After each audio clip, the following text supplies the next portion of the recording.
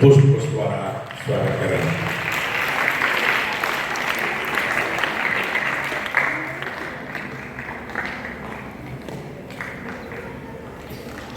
माननीय प्राचार्य महोदय से अनुरोध है कि हमारे आज के निर्णायक मंडल का पुष्प गुच्छ और स्मृति चिन्ह द्वारा स्वागत करें। Shri Bharat Kundi, ex navy officer, mister Vijayan N और मिस्टर गोविंद नंदा, आप सभी का हार्दिक स्वागत और अभिनंदन।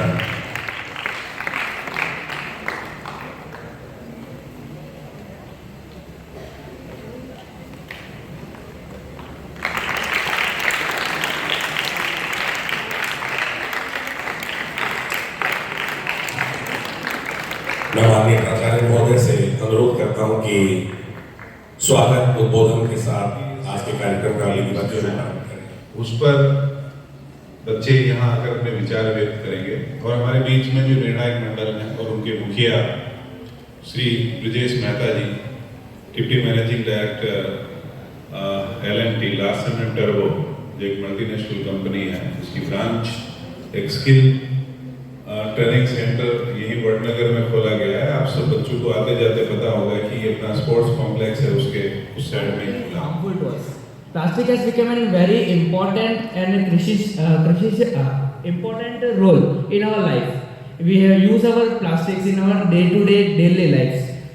We can say that without plastic we can't even run our life for a single day, because plastic products like shopping bags, bottles, food packaging, straws, toys and plastics is popular because first advantage is that it is lightweight. To lead by example, let our slogan be clear and let our action be louder. Say no to single-use plastic. Thank you. जय हिंद, जय भारत। मुस्कुराने का अवसर दे। धन्यवाद। जय हिंद, जय भारत। देवभूमि द्वारका से मेघना मंच पर आमंत्रित हैं। इसके बाद JNV दीव से विप्लेश अपने विचार अभिव्यक्त करेंगे। हमें इसको दूर करने के लिए हमें डेली इसका उपयोग करना चाहिए। जो प्लास्टिक हम बिगाड़ दे रहे हैं उस प्लास्टिक को रीयू इस्तेमाल कर सकते हैं। जैसे कि एग्जाम्पल लिए एक थैली को हमने डाल दिया डस्टबिन में, तो उसको उठा के उसमें हमने मिट्टी और Instead of hearing the soothing waves, you see colorful plastic wrappers, broken bottles, and tangled nets washing ashore. This is just a scene from a beach. It is a reality unfolding in our soul. और ये micro plastic बन जाते हैं और micro plastic बहुत ज़्यादा harmful होते हैं। अभी के टाइम में माइक्रो प्लास्टिक हमारी हवा, पानी, फूड हर जगह पे पाए जा रहे हैं। आपके हिसाब से कितना परसेंट प्लास्टिक रिसाइकल हो पाता होगा? 80%, 40%, 20%? सरप्राइजिंगली सिर्फ 12% प्लास्टिक प्रॉपरली रिसाइकल हो पाता है।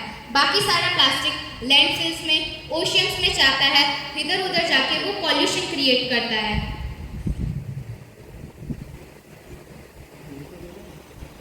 प्लास्टिक का इन्वेंशन 100 साल पहले ही हो गया था, बट जितना सी टर्टल्स होते हैं वो प्लास्टिक पॉलीथीन्स को जेलीफिश समझ के खा लेते हैं। जो सी बर्ड्स होते हैं वो जो प्लास्टिक बॉटल्स के कैप्स होते हैं उन्हें अपने बच्चों को एज अ फूड समझ के खिलाते हैं। कई बार वेल्स के स्टमक में भी किलोग्राम्स ऑफ प्लास्टिक पाया गया है। साइंटिस्ट वार्निंग दे रहे हैं कि 2050 तक अगर हमने प्लास्टिक को कंट्रोल नहीं करा तो ओशियंस में फिशेस से ज़्यादा प्लास्टिक पाया जाएगा। ये सब क्यों हो रहा है? इसका एक मेन रीज़न है सिंगल यूज प्लास्टिक, जो यूज एंड थ्रो कल्चर है वो। हम लोग कई सारी ऐसी चीज़ें यूज़ करते हैं, स्ट्रॉज, बॉटल्स, जो हम एक बार यूज़ करते हैं और हमारे डाइजेस्टिव सिस्टम को नुकसान करते हैं। अगर आज हमें प्लास्टिक से मुक्त होना है तो हमें प्लास्टिक को रिसाइकल, रीयूज और रिड्यूस करना होगा और हमें आज से प्लास्टिक का बहुत ही कम इस्तेमाल करना चाहिए और खास करके सिंगल यूज प्लास्टिक का, जो कि विश्व को बहुत ज़्यादा नुकसान करता है। Thank you.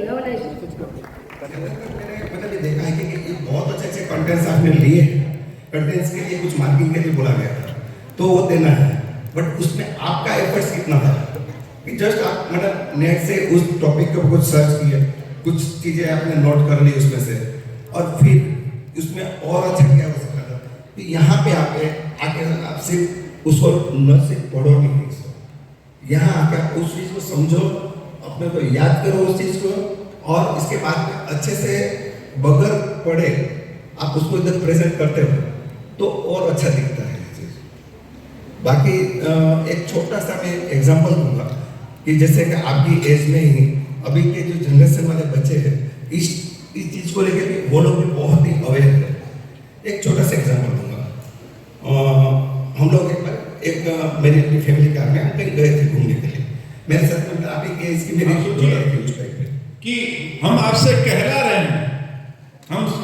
रहे हैं कि प्लास्टिक जो है यूज नहीं होना चाहिए, रिड्यूस कम से कम यूज होना चाहिए। तो यदि हम कहला रहे हैं और हम ही ना करें तो फिर उसका असर नहीं होगा। कहानी सुनी ना,